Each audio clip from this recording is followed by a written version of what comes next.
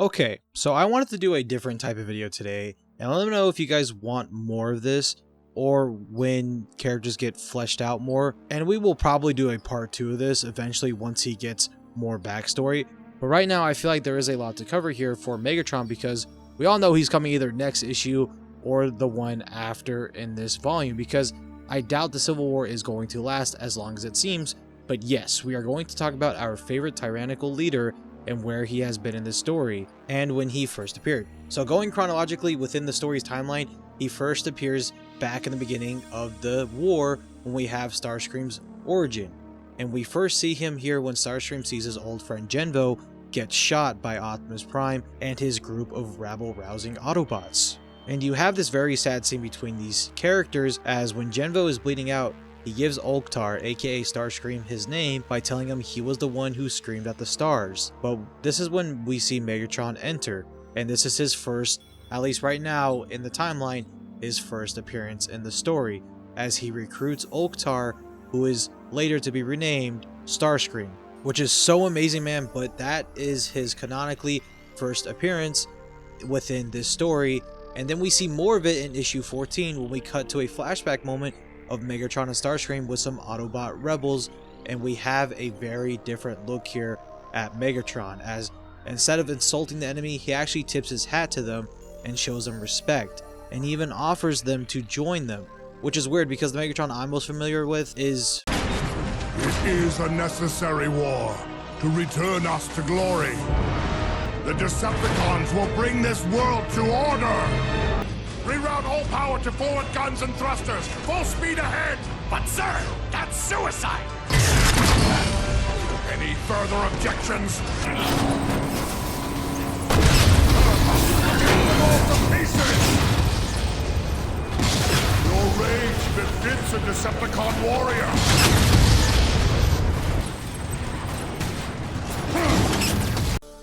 But yeah, Megatron is trying to recruit these Autobots, and they decline his offer, which leads him to transforming into his gun mode and forcing Starscream to wield him. And I feel like this is up to you as the reader, as you could be like me and think Megatron has some type of psychic power to manipulate others to do his bidding, or it's just straight manipulation here, as when the Autobot prisoners refuse to join Megatron, he tells Starscream to take them and do what must be done, as at first Starscream declines, and we see this little sound effect here and little panel of Megatron telling Starscream to do it, and it must be him to wield him and do what must be done. And it really does remind you, if you are going with the theory like me that Megatron has some type of ability to manipulate others, it really does remind you of when Unicron would force Galvatron to obey him back in the G1 movie. So it's a really cool callback here of this idea that Megatron's always had this some type of power, and you know, later on when he becomes Galvatron, it's really cool that if this is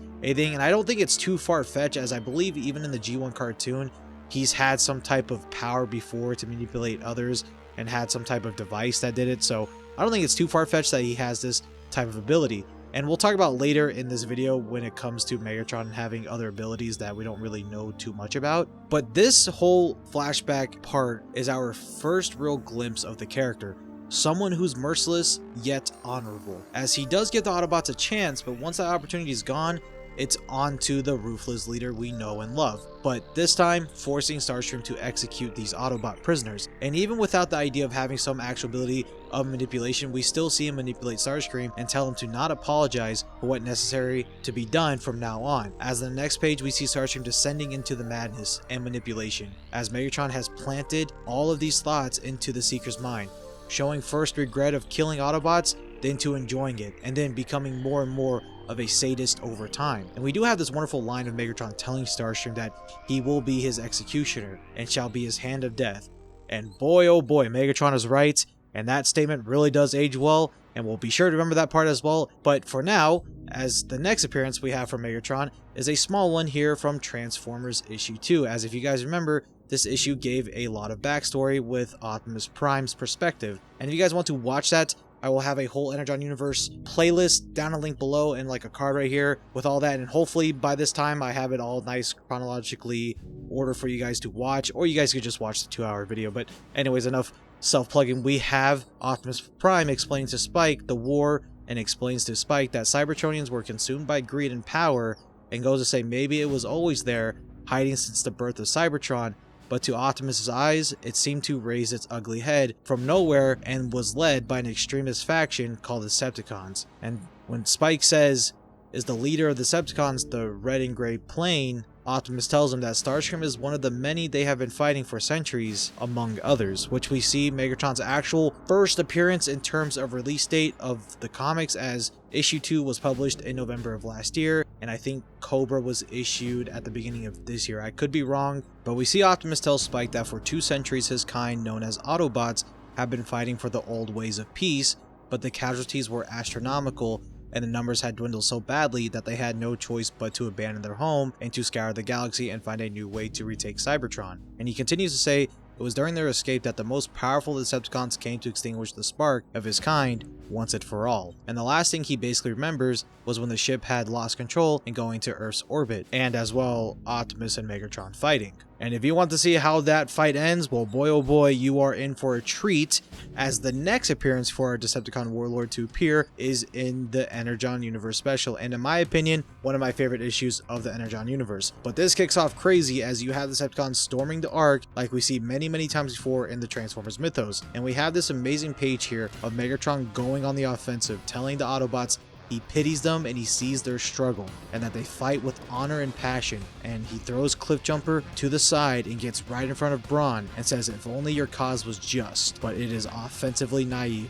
And he just blows a hole in Brawn's chest. It's so freaking good, man. And in the next page we have the throwdown we all know and love of Optimus Prime versus Megatron. With Optimus telling Megatron to stop, Megatron responds with never. And with both of them exchanging blows back and forth, we have this amazing dialogue between the two, as Megatron is shocked that the leader of the Autobots is begging for an end, and goes on to tell Prime that his softness brought malaise to their precious home, which now in the middle of Volume 3, it really does make you ask the question, what events led up to them leaving Cybertron? Because it's been heavily hinted that Optimus had a huge factor into them leaving. Like, I know in the G1 show they left to go find more energy, and I believe in the Marvel comics they left to a bunch of meteors hitting Cybertron. So I really am curious to know what Optimus Prime did to cause the Autobots to basically leave Cybertron. But we see on the next page that Megatron is choking out our commander and says, "Your weakness was the downfall of Cybertron," which again leaves you asking the same question I asked. But we see Optimus charge up his Energon axe and completely slice off Megatron's fusion cannon arm, and he just kicks him off and sends him flying, as with the hole in the Ark ship, which is where they boarded onto the ship that the Decepticons did, we see Megatron hanging on for dear life. And remember when I said those words Megatron said to Starscream? This is why. Starscream sees all of this, and with Megatron asking for help, we see the treacherous Seeker tell Megatron to not worry and that he can rest now, as he starts to shoot Megatron off the ship with his null ray, telling him that he has not to worry and that he will relieve him of this heavy burden of leadership. And with Megatron falling into Earth's orbit, we press pause on this issue as we head to Transformers 4, which is the iconic issue of Optimus getting Megatron's fusion cannon arm, and tells Cliffjumper how does he feel about going on the offensive. But we see Megatron in the end of this issue. I don't think a lot of people remember that, because, you know, everyone was talking about how Optimus had Megatron's arm. I don't think a lot of people remember that Megatron was shown at the end of this issue, as when Starscream and Soundwave were dragging Skywarp and Reflector back to the Ark, we see an Arctic area of Starscream saying he is the Decepticon leader today, tomorrow, and forever. And this is where we see Megatron ended up landing when he fell off the Ark and went into Earth's orbit, as he's just frozen in ice. And then the next appearance he shows up in is outside of the Transformer side of things and makes a larger appearance in Cobra Commander, as the Energon Universe, G.I. Joe, and Transformers are all in the same universe. And that's been done multiple times before, but we see in Cobra Commander is when Cobra is repaired from his injuries. And also too, if you guys want to see Cobra stuff, I will have Moonbase 3 channels down below, as he covers more of the G.I. Joe stuff, and his videos are some Kino stuff. Anyways, we see Cobra walk back into his lab at Cobra Law and says, "You probably hoped I was dead," which we see in the next page, it's Megatron. And Cobra tells Megatron too bad, and he served him well, and we see that Cobra has been able to almost fully capture Megatron's memories and what Cybertron is, and we see that he's fully aware of what's going on in the bigger picture, as to Cobra, he's fully aware of what's going on in outer space. And we see him activate a lever and says other scientists thought they could get you to talk, try to get to know you, and you'd comply with telling them secrets. But I figured out a way to rip it from your very soul, as Cobra starts to electrocute Megatron. And Megatron is conscious here, like he feels this. He's in pain, he's getting electrocuted, but we see Cobra tell Megatron that his sacrifice has shown him that there are other energy signatures similar to his in the outside world, and he will track them down, learn about the energy that fuels them, which is of course we know as Energon. And Cobra goes on to say once he unlocks its secrets, Golobus will have his army, and no force in any world will be able to stop them. And we see Megatron wake up here and smirk. Now the reason why we took a pause in the Energon Universe special is because those events in Cobra Commander seem to be shortly before what happens next in the Universe special. As in the second half side of things, this book is very good. As we shift back to the Energon Universe special, we shift to Megatron being shot off the Ark and sent into Earth's orbit, as if it was Megatron reliving a memory that's now become a nightmare for him. As he wakes up shouting Starscream's name, and he sees himself in Cobra Law, and the scientists are in panic as the energy readings are off the charts, and Megatron breaks free from the shackles that Cobra Law scientists had him in. And before he starts to fully stomp on these scientists, Megatron gives him a choice. Either tell him where his other limbs are, or they'll get crushed. And just like any other smart person, they tell Megatron where his limbs are.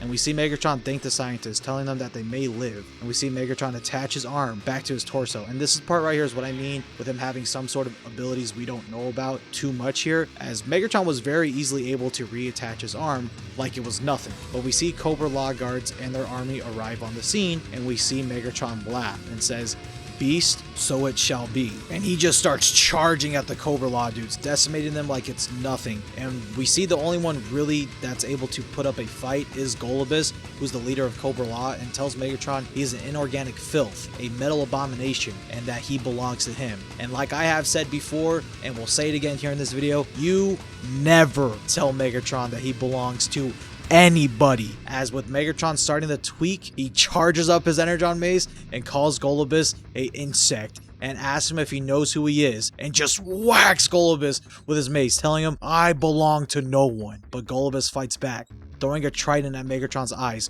causing an electric surge. But Megatron pulls out the trident and says, "No, I am the leader of the Decepticons and the leader of the true way." And with him saying the only way, he charges out of Cobra Law and is now wandering around in snowy mountains looking for Starscream. And that's all of Megatron's appearances. And I do want to say here, with Megatron basically missing both of his eyes, and mainly his left eye, there is a certain someone who has a left eye right now. And that person, or I guess cassette, really, is Laserbeak. As if you guys recall, when Soundwave took leadership over from Starscream at the start of Volume 2, Laserbeak took out Starscream's left eye. And I would not be shocked if he still has it on him, as the mission Soundwave gave Laserbeak back in issue 15 was to go do something that he wanted him to do when they first landed on Earth.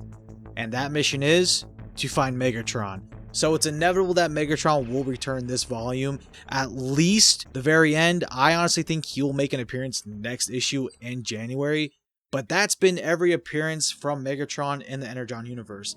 And yeah, actually sitting down and writing the script and recording this video, he's actually had quite a bit of cameos. And honestly, I might have to take back my hot take of me saying that we don't really know too much about Megatron and that I find him very generic. I actually kind of take that back. And good on you guys for calling me out on that take. I think only like one person agreed with me.